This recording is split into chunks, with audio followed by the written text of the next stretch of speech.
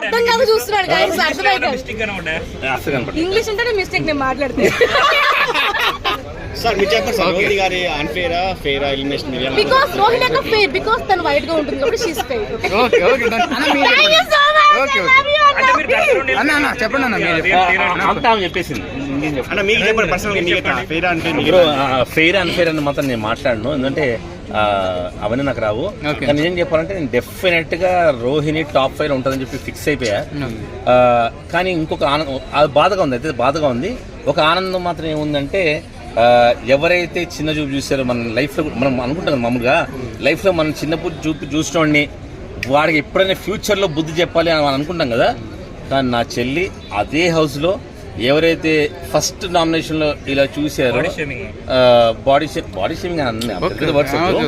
ఆ రోజు ఏంటి ఇలా చూస్తున్నావు నాకు పరిగెత్తి లేనన్నా అనుకుందో, అతన్నే last chief of Bigg Boss 8లో అదే టాస్క్ లో వాళ్ళిద్దరే మిగిలి తను ఓడించి గెలిచి చూసారా, అక్కడ బిగ్ బాస్ గెలిచేసింది అనమాట.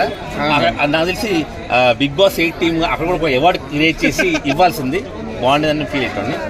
But okay, happy. అంటే టాప్ ఇంకోటి టాప్ 2 అక్కర్లేదు, 1 నుంచి డే 1 నుంచి కూడా నిఖిలే విన్ చెప్పి అర్థమైపోయింది. అంటే ఆ వెళ్ళిన కంటెస్టెంట్స్ అందరిని చూసి వేరే వాళ్ళు ఫీల్ అవచ్చు అని చెప్తే పర్లేదు, ఫీల్ అయినా పర్లేదు.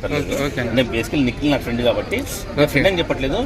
డే 1 నుంచే బయట కూడా నిఖిలే విన్ అవుతారా అంటే ఇంట్రెస్ట్ పోయింది అనమాట. బిగ్ బాస్ 8 ఇంట్రెస్ట్ పోయింది. ఎందుకు కారణం అంటే వీళ్ళందరూ నిఖిలే విన్ అనుకున్నారు, కానీ ఎప్పుడైతే వైల్డ్ కార్డ్ ఆల్రెడీ ఓల్డ్ వాళ్ళని పంపించారంటే కారణమే డెఫినెట్గా జనాలు నాటి తెలిసిపోయింది అన్నమాట. బిగ్ బాస్ 8కి అందుకే పంపించారు.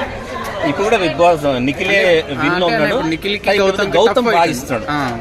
గౌతమ్ టఫ్ ఉంది కదా, చాలా టఫ్ ఉంది. ఇంకోటి గౌతమ్ మామూలు టఫ్ చేయట్లేదు అసలు, సూపర్. అంటే మీకు చెప్పలేను అనమాట, నిఖిల్ ఆర్ గౌతమ్లో ఇద్దరులో ఎవరో ఒకరు విన్ అవుతారని చెప్పి నా మనసు గట్టి కొట్టుకున్నాను. ఓకే అండి, రైట్ అండి.